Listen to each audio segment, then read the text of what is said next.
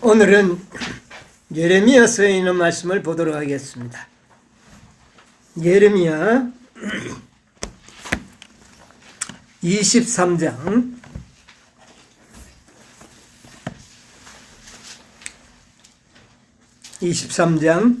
5절로부터 있는 말씀을 제가 보겠습니다. 나 여호와가 말하노라. 보라, 때가 이르리니 내가 다윗에게 한 의로운 가지를 일으킬 것이라. 그가 왕이 되어 지혜롭게 행사하며 세상에서 공평과 정의를 행할 것이며, 그의 날에 유다는 구원을 얻겠고 이스라엘은 평안히 거할 것이며, 그 이름은 여호와 우리의 의라 일컬음을 받으리라. 아멘.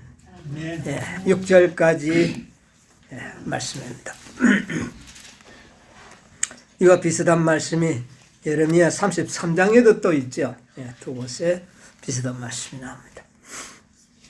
자, 오늘 여기에 기록된 말씀을 보니까 때가 이르면 어떻게 된다고요? 다윗에게서 뭐가요? 의로운 가지를 일으킬 것이라. 누구를 상징하여 하신 말씀이죠? 메시아. 메시아. 일으킬 것이라. 그가 뭐가 되겠다고요? 왕이 되어 지혜롭게 행사하며 세상에서 공평과 정의를 행할 것이라. 자, 이 예수님께서 의로운 가지로 비유하시고 그가 왕이 되시겠다 그랬는데 왕이 되셨습니까?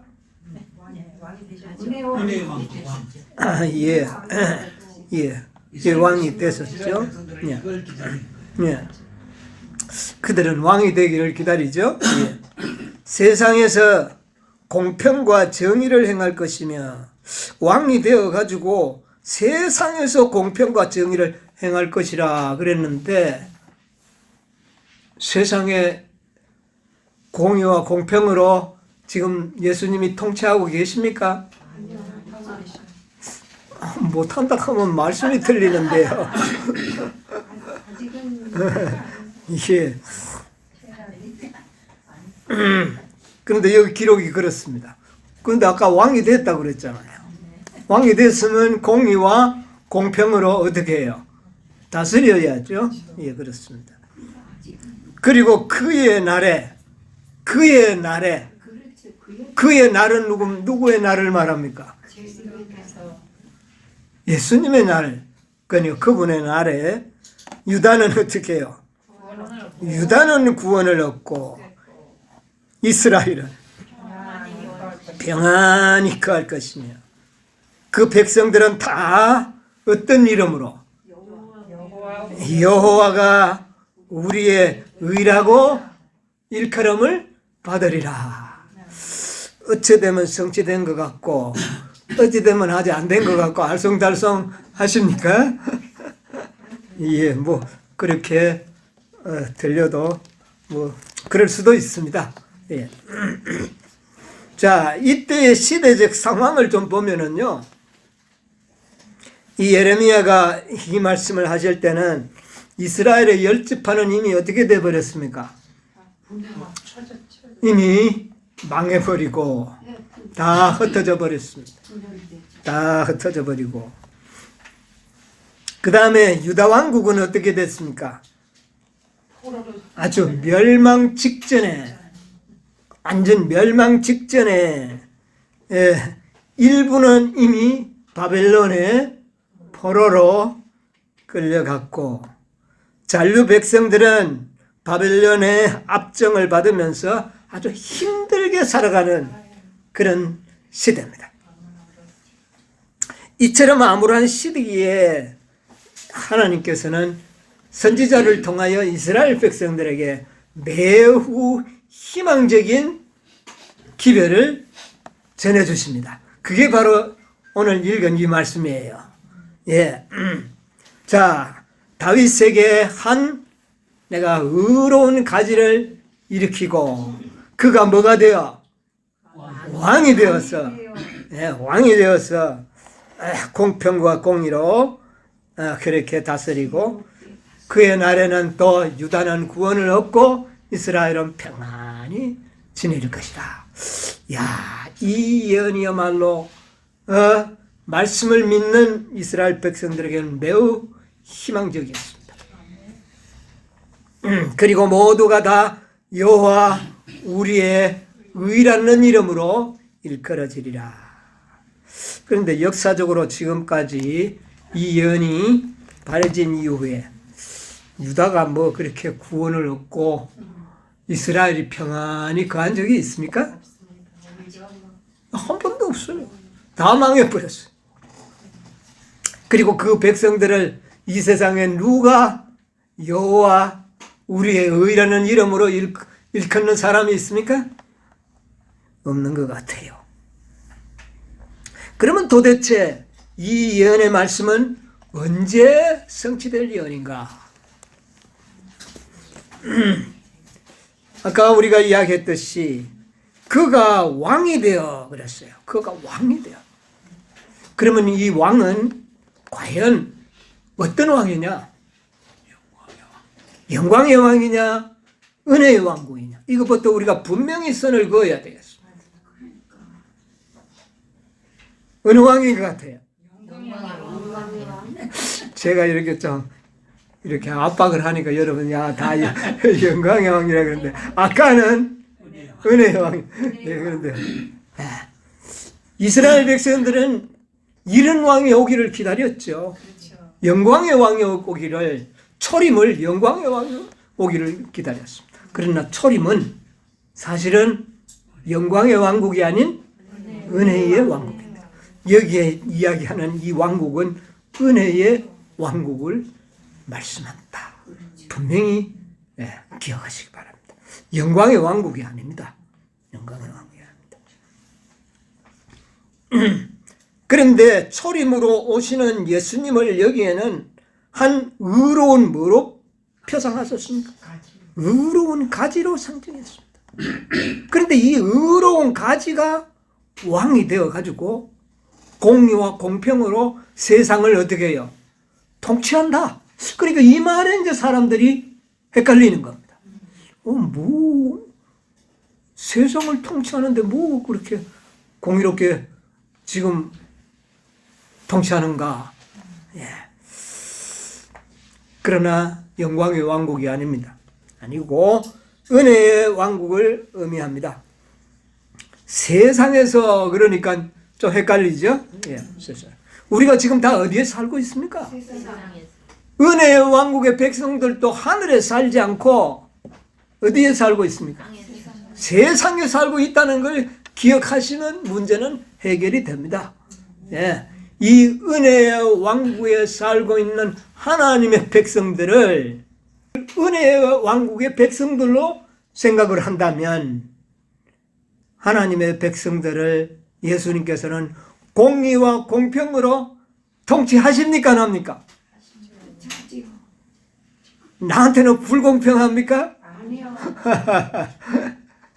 누구한테는 잘해주고 우리한테는 잘 못해줍니까? 아니요. 그 왕으로부터 어떤 누구도 차별 없이 공의와 공평으로 우리가 지금 다스림을 받고 있다는 것을 기억하시면 이 모든 말씀들이 아마 해결되리라고 생각합니다.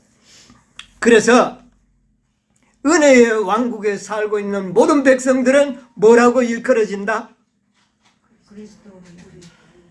여호와 우리의 의. 오늘날로 말하면 그리스도 우리의 의다. 예, 그렇게 일컬어지리라 그랬습니다. 어쨌든 이제 좀 풀이를 하고 하니까 이제 오해가 없어질 줄로 믿습니다. 자, 그런데 왜 예수님의 메시아, 초림의 메시아를 의로운 가지로 말씀하셨느냐? 의로운 가지. 자, 우리 스가랴서 6장 12절에도 메시아를 어떻게 표상했는가 한번 봅시다. 스가랴서 6장 12절. 고하여 이르기를 만군의 여호와께서 말씀하시되 보라 순이라 이름하는 사람이 자기 곳에서 돋아나서 여호와의 전을 건축하리라. 13절도 한번 볼까요? 그가 여호와의 전을 건축하고 영광도 얻고 그 위에 앉아서 다스릴 것이요 또 제사장이 자기 위에 있으리니 이 두 사이에 평화의 의논이 있으리라 하셨다. 예. 자, 여기 보니까 여호와께서 말씀하시되 보라 순이라 이름하는 사람이 자기 곳에서 어떻게 해요? 돋아나서. 순이 뭡니까? 이런 데서 돋아나는 순. 네, 새싹. 예수님을 갖다가 메시아를 어디에 비유했죠? 새싹. 여러분 새싹 때는 삭이란 말이에요. 순. 새싹이잖아요. 순 새싹 올라올 때 문제를 버리면 어떻게 됩니까? 물이죠. 물. 하나의 물입니다. 그렇게 아주 유약한 유약한 모습의 상징으로 말씀하고 있습니다. 그런데 그가 영광도 얻고 뭐도 얻는다고요? 그 위에 앉아서 왕이 될 것을 이야기하고 있습니다. 이렇게 연약하게 나타났지만 나중에는 왕이 될 것을 이야기를 하고 있어요. 그래서 순이라는 말을 이야기했습니다. 자, 스가랴 3장 8절에도 그런 말씀이 나오죠. 한번 읽어봅시다. 스가랴 3장 8절도요.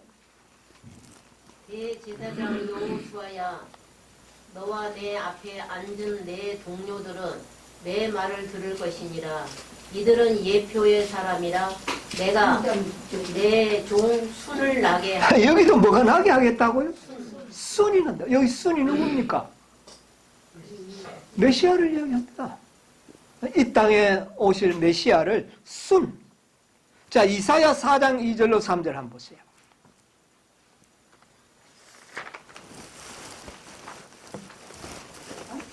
예, 4장 여호와의 짝이 아름답고 그날에 영화로울 것이요 그 땅의 소사는 이스라엘의 피난한 자를 위하여 영화롭고 아름다울 것이며 시온에 남아있는 자, 예루살렘에 머물러 있는 자, 곧 예루살렘에 있어 생존한 자 중 영령된 모든 사람은 거룩하다 칭함을 얻으리니. 예. 그러니까 여호와 우리의 의라는 이름을 얻게 될 것이다. 그 말이죠. 자, 그런데 여기 다 뭐라고 이야기했습니까? 아까는 의로운 가지, 그 다음에 스가랴는 순, 그 다음에 이사야 선지자는 삭. 예, 의로운 가지, 순, 싹. 그런데 이게 원어로 말하면 체마흐라는 단어인데, 의로운 가지나 순이나 삭이나 다 체마흐, 동일한 단어입니다. 자, 가지도 가지, 요런 가지, 올라오는 가지. 그 다음에 순도 결국 올라오면 뭐가 됩니까? 가지. 삭도 올라오면 뭐가 돼요? 가지예요. 그렇습니다. 예. 자, 그런데 이사야 53장에 보면 또 이사야가 이렇게 표현을 했죠. 2절에 이사야 53장 2절에 주 앞에서 자라나기를 연한 순 같고 마른 땅에서 나온 줄기 같아서 고운 모양도 없고 풍채도 없은즉 우리 보기에 흠모할 만한 아름다운 것이 없도다. 그는 열심히 됐습니다. 자, 이사야는 계속 예수님을 누구로요? 순, 연한 줄기, 네, 이렇게 표현을 하고 있습니다. 자, 그 다음에 이사야 11장 1절 2절 한번 보세요. 예, 이사야 선지자는 또 계속 이야기합니다. 이새의 줄기에서 한 싹이 여기도 보니까 뭐가 난다고요? 예, 싹이 나면, 예, 그래요. 뿌리에서 그 뿌리에서 한 가지가 나서 결실할 것이요 여호와의 신 곧 지혜와 총명의 신이요 노력과 재능의 신이요 지식과 여호와를 경외하는 신이 그 위에 강림하시리라. 예, 여기도 역시 한 삭이 나오는데 그가 바로 메시아임을 분명히 우리가 뭐 의심할 여지 없이 이해할 수가 있습니다. 그런데 그에게 성령이 어떻게 할 것을요? 그에게는 성령이 충만히 임재할 것을 성경은 말하고 있거든요. 자, 그래서 왜 이 하나님께서는 선지자를 통하여 이 땅에 보내실 메시아 왕을 왜 가지로 비유하시며 순으로 비유하시며 싹으로 왜 비유하세요? 이게 아주 뭐 믿을만하고 거창한 겁니까? 너무나도 아주 유약하게 보이고 보잘것없는 그런 하나의 형상으로 상징을 하고 있습니다. 자, 그런데 여기에 나와 있는 이 가지와 순, 싹, 그런데 이게 나중에 뭐가 되는 겁니까? 왕이 되는 겁니다. 예, 왕이 되는 겁니다. 물론 자라나무가 되었죠. 근데 먼저 왕이 되고 통치한다는 것입니다. 여러분, 여기에 그런데 그가 왕이 될 때에 그의 백성들은 다 어떤 이름을 얻게 되는 거죠? 여호와 우리의 의. 그러므로 이 가지와 순과 삭은 우리를 하여금 어떤 백성으로 만들어버리겠다고요? 여호와 우리의 의라고 하는 일컬음을 받는 백성으로 만들었다. 다시 말하면 믿음으로 말미암는 복음의 비밀이 이 연속에 들어있는 겁니다. 자, 의로운 가지. 의로운 가지.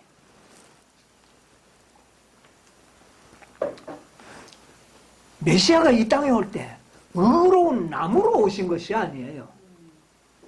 여러분 잘 기억하세요. 의로운 나무로 왔다면 뿌리도 있고 뭐 이미 성장해서 이렇게 자라면 열매도 맺을 수 있겠죠. 그런데 뿌리도 아니고 줄기도 아니고 연한 가지예요. 삭이에요. 순이라는 겁니다. 여러분 여기에 굉장히 중요한 뭐가 있는 것 같아요. 이 가지로 왔으면 이 가지가 그냥 가지 그대로 있으면 어떻게 됩니까? 안 되죠. 말라버리잖아요.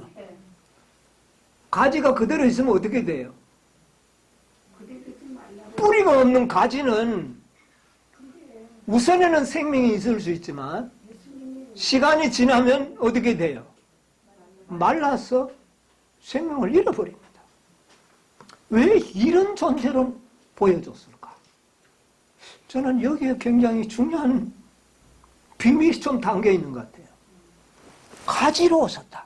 나무로 오시지 않고 가지로 오셨다.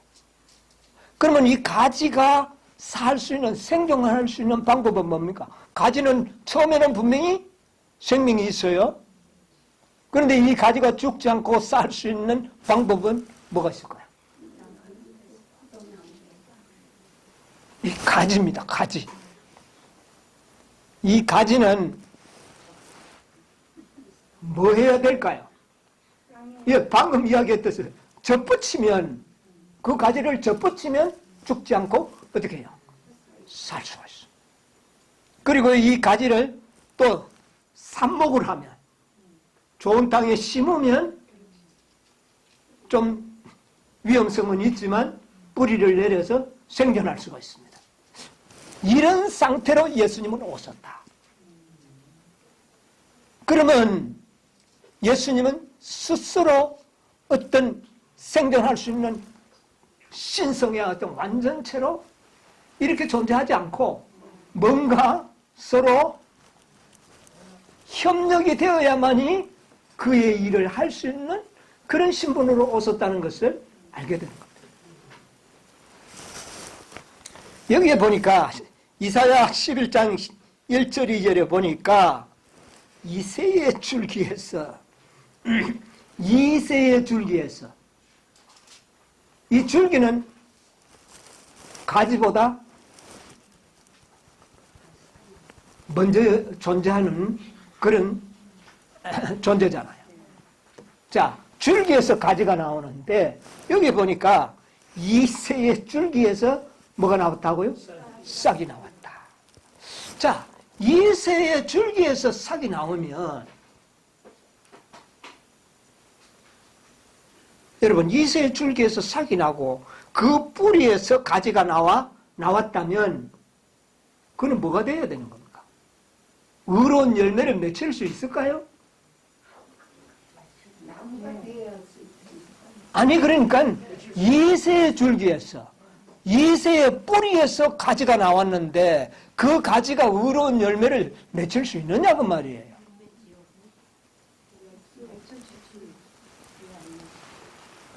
이새의 가지. 여러분, 이새가 의로운 사람입니까? 다윗이 의로운 사람입니까? 거기서 가지가 나왔다니까요. 의로운 가지가 나왔다. 이것이 성육신의 비밀을 이야기하는 겁니다. 네. 죄인의 몸에서 나왔으나 가지는 독립적으로 존재한다는 거죠. 왜? 한 가지가, 여기 뭐라고 그랬어요? 내가 말하려나 때가 이르면 다윗에게 한 의로운 뭐가 나오겠다고요? 가지가 나와요. 근데 이 가지가 이새의 줄기에서 나고 뿌리에서 나온다. 이것은 그리스도의 의로, 신성과 인성의 연합을 이야기합니다. 이것은 무엇으로 가능하냐면 우리가 아까 이야기했듯이 접붙임으로 가능한 겁니다. 그래서 오늘 저는 이 접붙임에 대해서 좀 이야기를 드리려고 해요. 이 접붙임은 사도 바울이 접붙임에 대해서 이야기하셨죠. 로마서 11장에 보면 돌 감람나무가 어디에 접붙임을 받았어요? 참 감람나무에 접붙임을 받는데 여러분, 참 감람나무를 자르고 거기에 돌 감람나무를 붙이면 뭐가 나옵니까? 참 감람나무가 나옵니까? 돌 감람나무가 나옵니까? 그렇죠. 그런데 이 사도 바울은 이 돌 감람나무를 참 감람나무에 접을 붙였어요. 그래서 우리가 아는 거하고는 달라요. 그렇죠? 그런데 이것 때문에 제가 고민을 좀 했어요. 이거 도대체가 이거 왜 사도 바울이 그렇게 바보도 아닐 텐데 어떻게 그렇게 상식이 없을까? 우리의 상식으로는 돌감람나무에 참감람나무를 접붙이면 돌감이 안 열리고 예. 우리나라 말하면 감람나무라고 하니까 좀 말이 안 되는데 감이라고 그럽시다. 똘감에 대봉감을 접을 붙이면 대봉이 이런 대봉이 나오는 맺히는 거예요. 그런데 이 사도 바울은 대봉나무에 똘감을 갖다 접을 붙이는데 이거 뭐가 맞지 않는 것 같아요. 그래서 이게 좀 고민을 해서 이 설교를 제대로 하는 분이 별로 없어요. 왜? 이치에 안 맞거든요, 이게. 그래서 여러 가지 참고 문헌을 또 찾아보고 하니까 이 이스라엘 나라에는 이 감람나무가 이 참 감람나무 종류는 좋아도 뿌리가 나쁘고 줄기가 나쁘고 원둥치가 힘이 없으면 좋은 열매를 맺히지 않는답니다. 그래서 그 잘 열매를 맺지 않는 돌 감람나무 가지를 어쩌다가 참 감람나무의 가지가 하나 뚝 부러지면 그 가지에다가 이 돌 감람나무를 갖다가 접을 붙인다는 겁니다. 붙이면 어떻게 되느냐? 좋은 수액을 그 뿌리로부터 공급받아가지고 이 돌 감람나무의 작은 열매를 맺던 놈이 이게 그만 이렇게 좋은 열매를 맺는다는 겁니다. 요거는 좀 종류가 다른 것이죠. 종류가 달라요. 그래서 사도 바울은 그와 같은 접붙임을 우리 이방인들 돌 감람나무가 이스라엘 백성이 부러진 가지에다가 베어내고 우리를 갖다 접을 붙여서 우리를 하여금 좋은 열매를 맺는 것으로 비유를 말씀하셨어요. 그런데 지금 우리가 하는 이야기는 그 이야기와는 전혀 다른 겁니다. 자, 이 접붙임이라고 하는 것은 이 의로운 가지가 이 땅에 보내 있었는데 이 의로운 가지가 이새의 줄기에 접붙임을 받는 거예요. 이새의 줄기는 이거는 악한 열매가 맺히는 나무예요. 줄기예요. 그렇죠? 예, 절대로 이새의 줄기에 의로운 열매가 맺히지 않습니다. 이 땅에 의로운 열매를 맺는 나무는 하나도 없다. 이게 사도 바울의 가르침입니다. 그런데 그 나무에 의로운 가지를 어떻게 해요? 절대로 예수님은 의로운 나무로 오시지 않고 가지로 왔다는 것을 먼저 기억하시면서 이 말씀을 봐야 돼요. 의로운 가지를 접목을 시켜버리니까 이 밑에 있던 똘감이 맺히지 않고 의로운 가지가 자라더니 나중에는 급기야는 뭐를 맺혀요? 이런 아주 커다란 대봉갑을 맺힌다. 이렇게 이제 봤을 때 이게 바로 거듭남의 비밀을 설명하는 것이 되는 것입니다. 우리는 다 거듭나야 됩니다. 그런데 그 거듭남을 이와 같은 접붙임으로도 설명이 되어질 수가 있다는 것입니다. 자, 예수님은 의로운 가지인데 사단은 그럼 무슨 가지일까요? 사단도 가지로 표현했더라고요. 자, 우리 한번 이사야 14장 19절 한번 읽어보세요.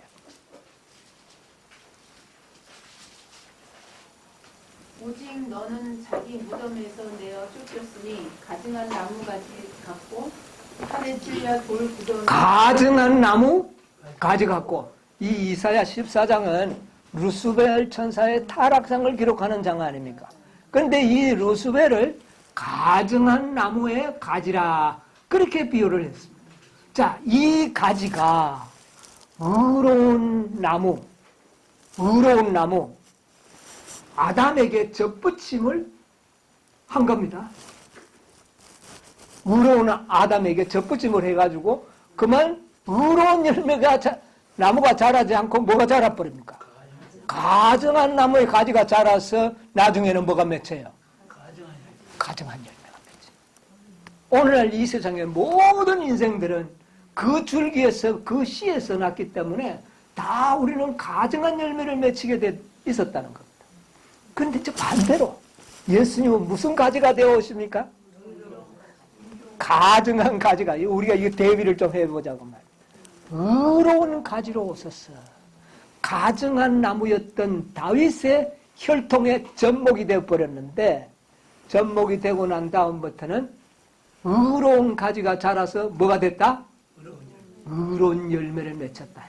예수님을 이야기하는 겁니다. 그런데 그분이 뭐가 됐다고요? 결국은 왕이 됐다. 이 말입니다. 자, 그래서 이것이 무엇으로 가능했느냐면은 접목으로 가능되는 겁니다. 가지가 나무에 접목이 되어서 의로운 가지가 자라서 열매를 맺히는. 여러분 이 과정을, 자, 아담이 가증한 나무의 가지에 접목됨으로 인해서 가증한 열매를 맺힌 것과 대비를 해볼 수가 있다는 말입니다. 자, 그래서 예수님은 이 땅에 오신 의의 가지입니다. 누가 접을 붙였을까요? 성령께서 의로운 가지를 악한 나무에 어떻게 한 겁니까? 접붙임을 한 것입니다. 접목을 한 것입니다. 자, 여기 아주 놀라운 성공적으로 성령께서는 나쁜 똘감나무에 이 대봉감을 접목을 잘 시켰어요. 자, 그런데 그가 자라더니 결실을 하고 그 다음에 뭐를 맺었어요? 왕이 되어. 자, 왕이 되어 지혜롭게 행하며 세상에서 공평과 정의를 행할 것이라. 자, 예수님이 왕이 됐는데 이 왕은 아까 이야기했듯이 무슨 나라의 왕국? 은혜의 왕국. 자, 은혜의 왕국은 언제 세워졌습니까? 예, 십자가에서 다 이루었다 할 때 정말 그분은 한 번 이제는 양이 아니라 은혜의 왕으로서 이제 그의 사업을 시작하는 것이죠. 자, 그런데 그분은 아주 매우 지혜롭게 행할 것이라 그래서 지혜롭게. 여러분, 은혜의 왕국과 이 세상의 나라가 같이 공존하고 있잖아요. 우리는 지금 어느 나라에 살고 있습니까? 대한민국에 살고 있으면서 또 어디에 살아요? 은혜의 왕국에 사는 겁니다. 그런데 예수님은 아주 지혜롭게 다스린다고 했어요. 여러분, 우리는 세상 나라와 불필요하게 투쟁하고 싸우지 않도록 아주 우리를 잘 다스리고 있어요. 그걸 느낍니까? 안 느낍니까? 뭐 길거리에 나가서 함부로 데모하도록 우리를 그렇게 내몰지 않으시고 지혜롭게 우리를 다스렸어요. 그러나 세상의 법과 하나님의 법이 상지될 때는 생명을 두고도 어느 나라에 충성하도록, 은혜의 나라에, 하나님의 나라에 충성하도록 그렇게 통치하시는 우리 예수님의 모습을 보게 됩니다. 그래서 지혜롭게 다스린다, 그 말이 거기에 해당하는 겁니다. 오늘날 우리들에게 해당되는 말이에요. 우리가 지혜롭게 이 세상을 살아야 하는 겁니다. 그게 우리의 지혜가 아니라 누구의 지혜입니까? 그리스도의 지혜인 것입니다. 자, 그 다음에 공의와 자비로 통치하실 것이다, 세상에서. 자, 여기에 공의와 정의를 행할 것이라. 이런 공의와 정의를 행하는 것은 무엇을 의미합니까? 자, 우리가 이 거듭남의 비밀을 보면, 자, 예수님은 이제 의로운 가지로 다윗의 줄기에 접붙임을 당해서 이제 성장해서 큰 나무가 되고 열매를 맺히고 왕까지 됐습니다.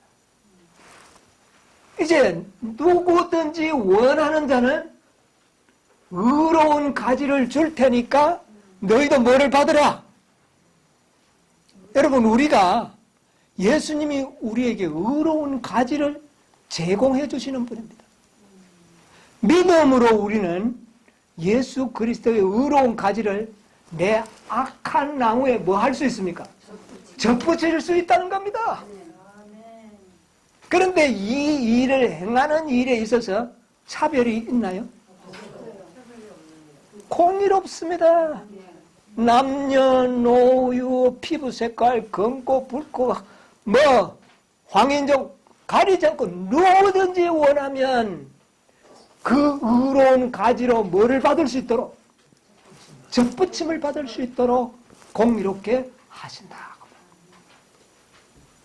자, 이제 우리가 다 악한 나무예요. 그런데 뭐를 할 수 있습니까? 예수님이 오시지 않았다면 접붙여 봐야 그게 그거예요. 그렇죠? 그런데 이제 우리에게는 뭐가 있습니까? 의의 나무가 계시지 않습니까? 의의 가지가 있지 않습니까? 그 가지를 우리에게 뭐 하자?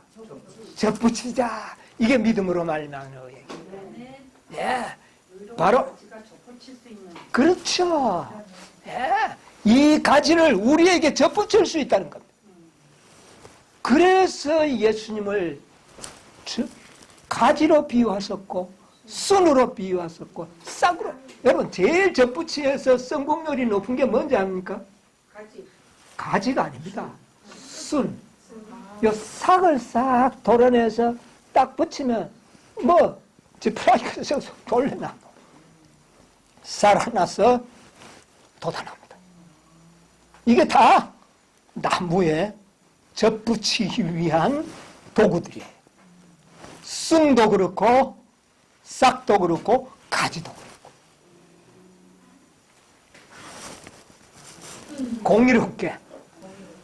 공의롭습니다. 요한복음 3장 16절에 뭐라 그랬습니까? 누구든지 이게 공평한 겁니다.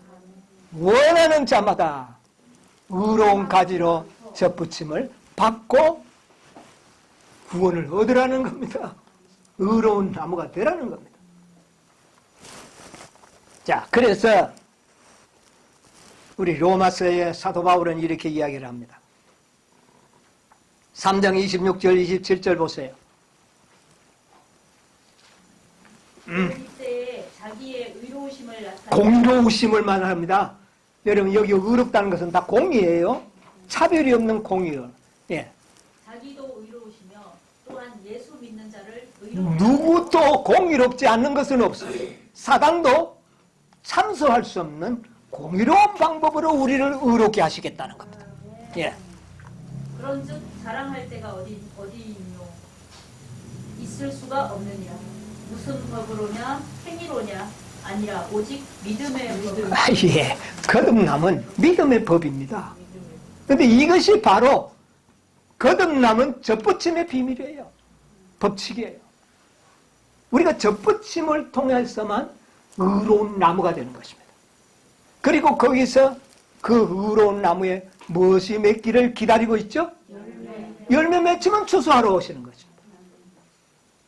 예. 자, 그래서 이 의로운 가지는 바로 우리를 거듭나게 하기 위해서 접붙이도록 하기 위하여 제공된 가지라는 사실을 기억하시기 바랍니다.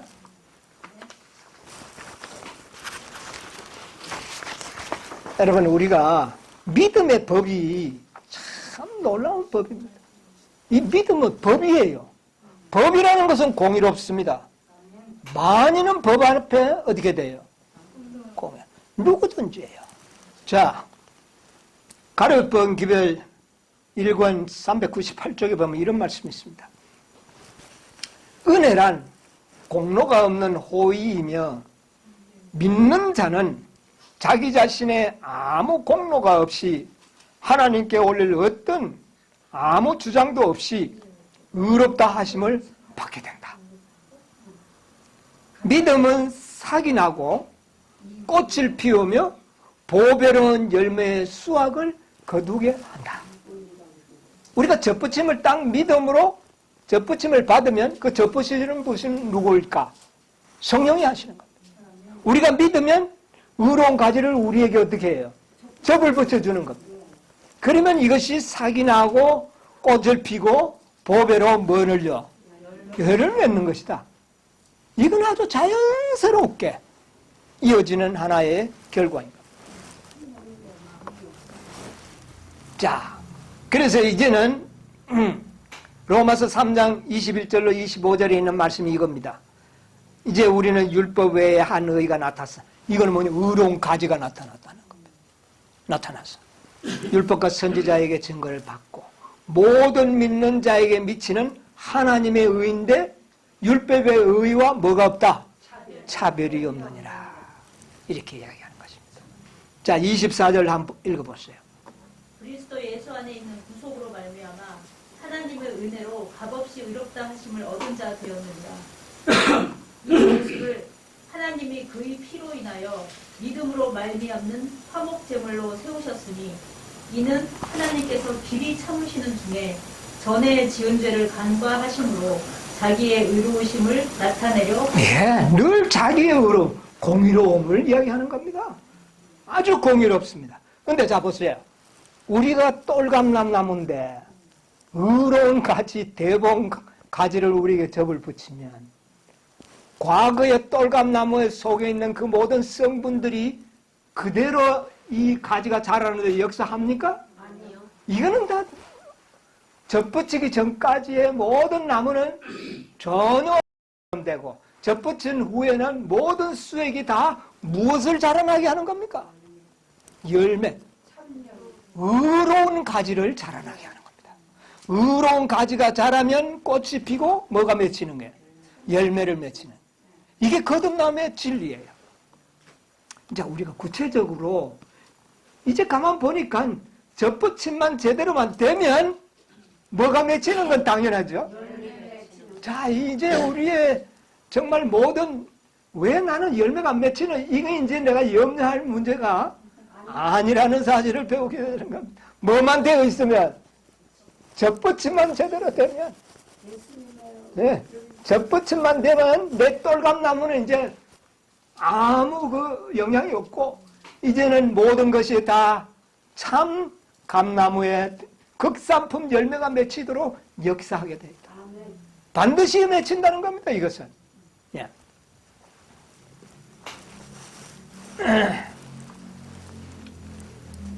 이 은혜의 왕국에서 우리가 지금은 누구든지 구원받을 수 있고 누구든지 열매 맺힐 수가 있는 겁니다. 그런데 젖붙이자마자 열매가 맺히는 건 아니잖아요. 자라고 꽃이 피는 시간적인 여유가 있는 것이죠. 자, 이것을 우리는 구속의 경륜과 잘 조화시킨다면 열매는 언제 맺히는 겁니까? 세상 끝에 맺히는 것입니다. 열매가 맺히고 성숙되면 그때 예수님은 추수하러 오시는 분으로 나타나지 않습니까?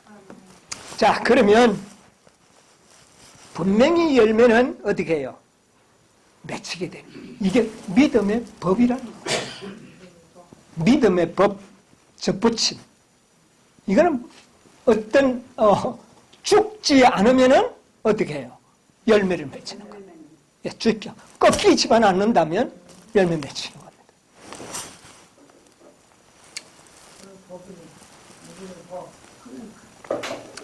자, 우리가 말이죠.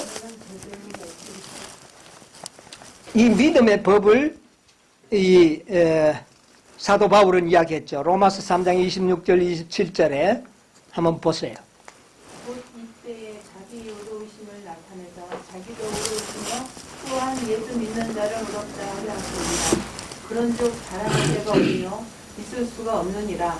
무슨 법으로냐 행위로냐 아니라 오직 믿음의 법. 무슨 법으로뇨? 믿음의 법으로니라. 예, 이 믿음의 법은 세상 만인 앞에 공평합니다. 누구든지 믿으면 의로운 가지를 젖붙임을 받고 열매를 맺힐 것이다 하는 그 말씀이죠. 자, 그런데 이 열매는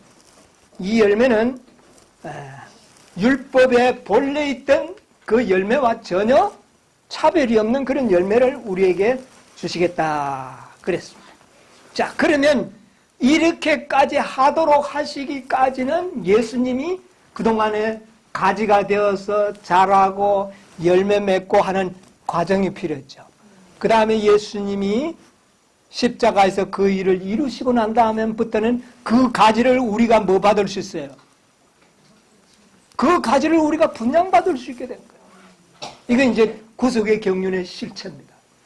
이제 우리가 이것을 받아서 우리가 젖붙임을 실제, 물론 미리 또 그렇게 상징적으로 받았지만 이것은 실체가 되는 것이죠. 모든 하나님의 구속의 경륜은 상징으로도 말했지만 그 상징이 뭐가 될 때가 있는 겁니까? 실체가 될 때가 있는 겁니다. 이제 오늘날 우리는 이것은 우리에게는 뭡니까? 상징입니까? 실체입니까? 실체입니다. 이제 우리는 젖붙임을 받을 수 있는 실제의 시대에 우리가 살고 있다는 거죠. 그래서 젖붙임이 분명히 열매를 맺을 수 있었던 것처럼 믿음의 법은 구원 얻는 것으로 끝나지 않고 무엇으로까지 간다? 열매 맺는 것까지 포함된다는 사실을 자연스럽게 우리가 이해할 수가 있게 되는 것입니다.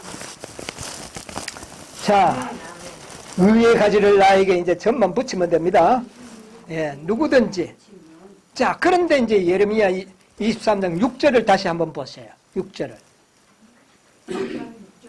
예, 23장 예레미야 23장 6절 아까 봤던 6절. 그날에 유다는 구원을 얻겠고 이스라엘은 평안히 거할 것이며 그 이름은 여호와 우리의 의라 일컬으니. 자, 그런데 이제 보세요. 그의 날이 나오죠. 예, 그의 날에. 자, 5절에는 보니까 나 여호와가 말하노라 보라 뭐가 이르리니 때가 이르니. 이때는 어느 때입니까? 때가 참에 여자에게 나게 하시고 이때입니다. 예, 바로 예수님이 태어나실 때를 이야기하는 것이죠. 그래서 이 예레미야 23장 5절 6절은요. 두 절 속에 초림에서 재림 때까지의 모든 계시가 들어있는 말씀이라는 말입니다. 자, 때가 이르리니 이것은 갈라디아 4장 4절에 마리아에게서 태어날 때를 이야기하는 것이고 그 다음에 6절에 그의 날이 오는 겁니다. 자, 이 그의 날은 지금까지는 예수님은 연한 가지 순 싹으로 나타났어요. 그런데 그의 날에는 어떻게 된다고요? 아주 위대한 사업을 하는 분으로 나타납니다. 위대하신 분으로 나타납니다. 그로 말미암아 누가 구원을 받아요? 유다가 구원을 받는 겁니다. 네. 유다가 구원을 받고 그 다음에는요. 이스라엘은 평안히 거할 것이다. 자, 그러면 그의 날에 받을 유다의 구원은 누구를 의미하느냐고 말이에요. 그의 날에 유다는 구원을 받고 이스라엘은 평안히 갈 것이다. 자, 이 그의 날이 여러분 한번 생각을 해보세요. 재림 때라면 그 시기라면 예수님이 오실 시기라면 유다는 누굽니까? 여러분 유다는 이스라엘을 위하여 민족을 위하여 조금 남겨둔 남은 무리 시지 않습니까? 유다가 구원을 받는다는 것은 남은 무리들의 구원을 이야기하는 겁니다. 재림 때에 구원받을 남은 무리들의 구원을 유다의 구원으로 이야기하는 겁니다. 그런데 왜 구원이라는 표현을 별도로 사용했느냐? 그들이 마치 꼼짝없이 모두가 어떻게 해요? 죽을 것 같은 위급한 상황에서 유다가 어떻게 된다고요? 구원을 받는다는 거예요. 이런 의미를 여기서 찾아볼 수가 있어요. 그래서 이 그의 날이 중요합니다. 그의 날. 자, 여러분 우리가 초기 문집에 보면 시간이 좀 지나가는데 한번 좀 볼까요? 283쪽에서 285쪽에 보면 이 14만 4천인들의 고민의 순간들을 묘사해 놓은 말씀이 기록되어 있습니다. 이때가 바로 성도들에게 두렵고 무서운 고민의 시간이다. 그들은 밤낮으로 무엇을 위하여? 구원을 위하여 하나님께 부르짖었다. 뭐를 위해서? 구원을 위해서. 이 사람은 영생을 어때로 해달라는 부르짖습니까 이게? 지금 여기에 이 구원은 영생을 어때로 해달라는 말입니까? 그 구원이 아니죠. 위급한, 예, 위급한 그 상황에서 우리를 어떻게 해요? 구원해달라. 자, 한번 읽어보세요. 이때가 바로 성도들에게 두렵고 무서운 고민의 시간이다. 그들은 밤낮으로 구원을 위하여 하나님께 부르짖었다. 외관상으로 볼 때 그들은 도무지 피할 수 없을 것 같았다. 악인들은 이미 승리의 함성을 올렸다. 왜 너희 하나님이 너희를 우리 손에서 구원해 주지 못하는가? 자, 일어나서 어디 너희 생명을 구해보아라. 자, 여기에 보니까 14만 4천인들이 그 아주 엄청난 그 정신적, 육체적 고난을 지금 받고 있는 장면이 나오죠. 그들의 구원은 정말 우리를 뭐 해달라는 겁니까? 우리를 구원해달라는 거죠. 영생어도로 해달라는 게 아니에요. 자, 그의 날에 유다는 무엇을 얻겠고? 이런 위급한 상황에서 그들은 뭐를요? 구원을 받을 것이라는 그 약속이 들어있는 겁니다.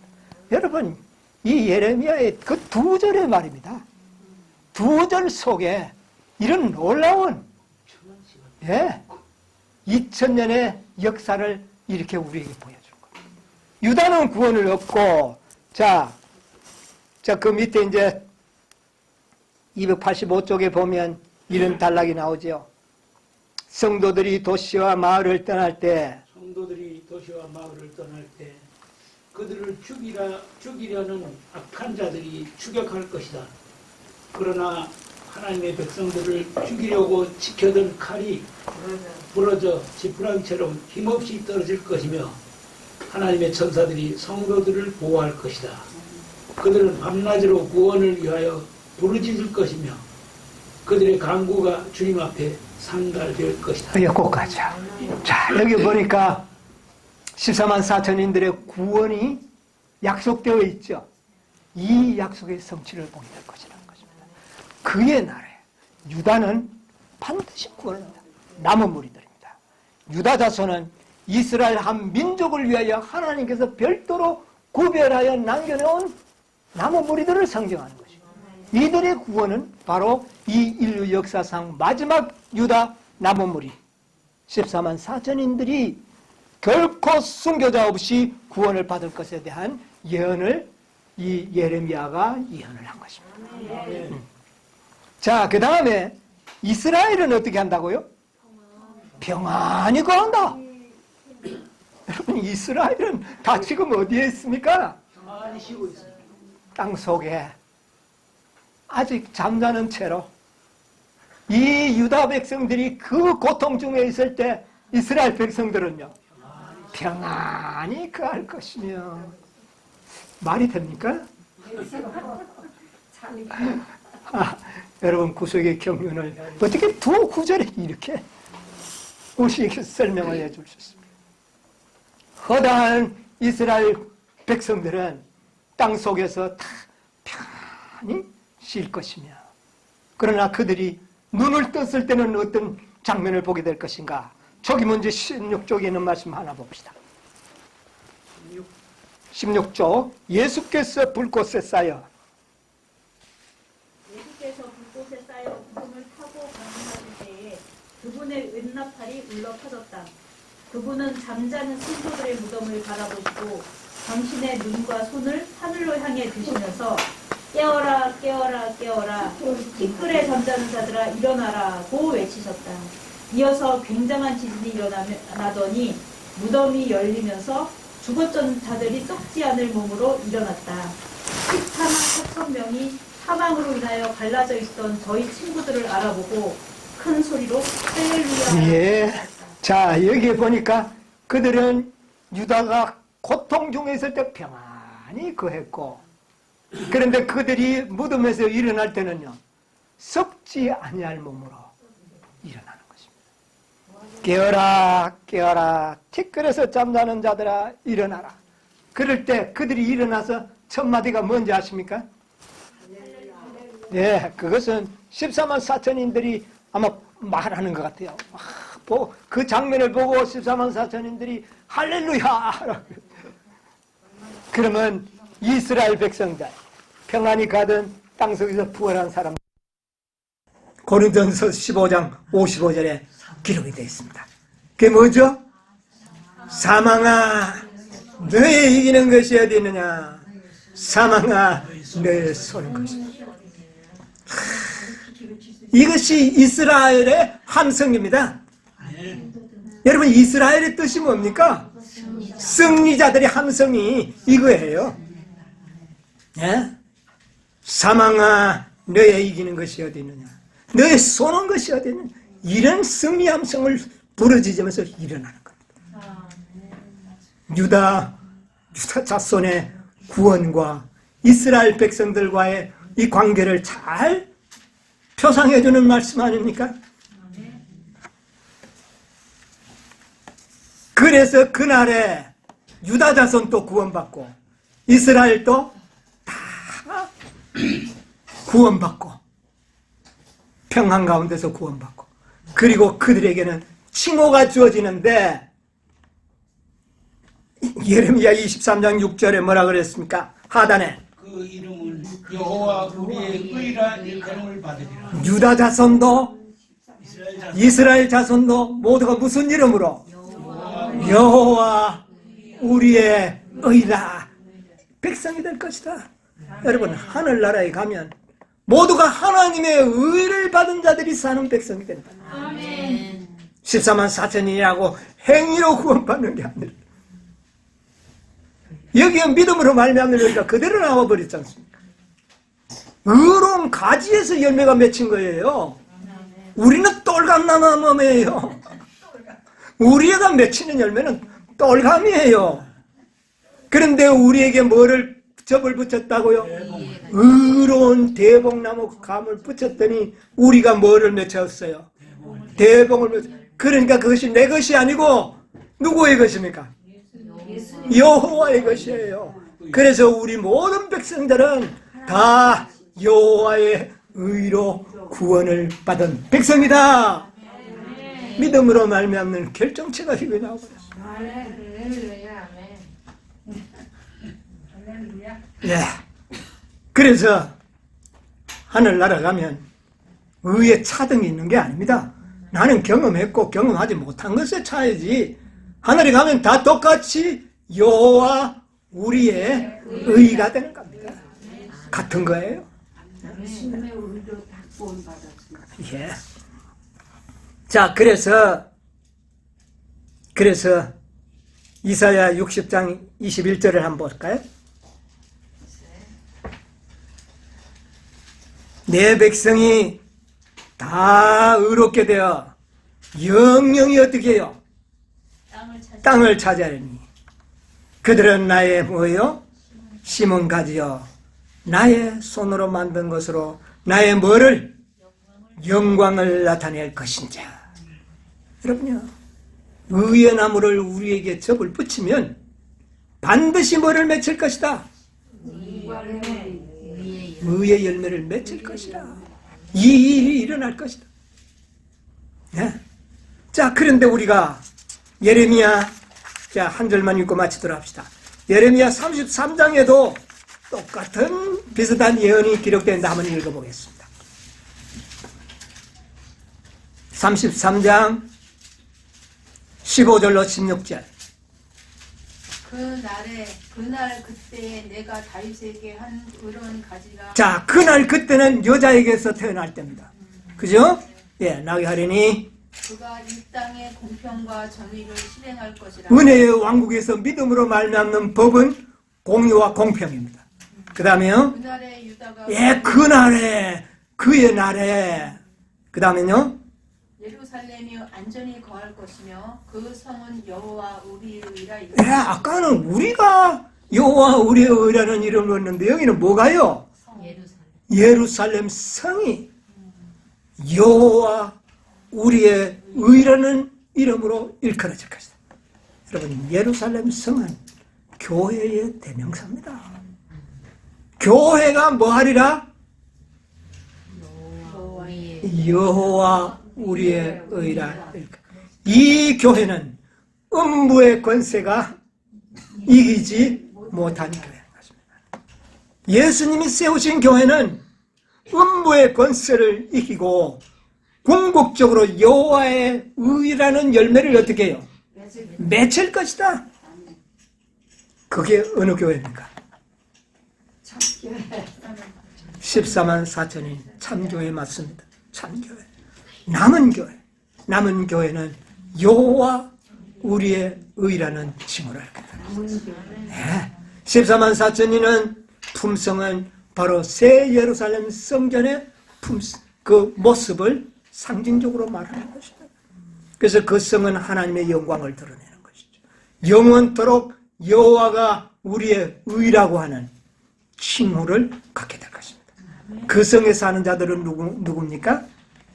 14만 4천인들이 삽니다. 왜? 여호와 우리의 의를 경험한 자들, 열매를 맺힌 자들, 그곳에 살게 될 것입니다. 아, 이게 구속의 경륜의 완성이에요. 우리 모두 여호와가 우리의 의라는 일컬음을 받는 그런 놀라운 마지막 백성들, 유다가 구원받는 최종적인 그 구원을 다 받으시는 저와 여러분이 되시기를 간절히 바랍니다.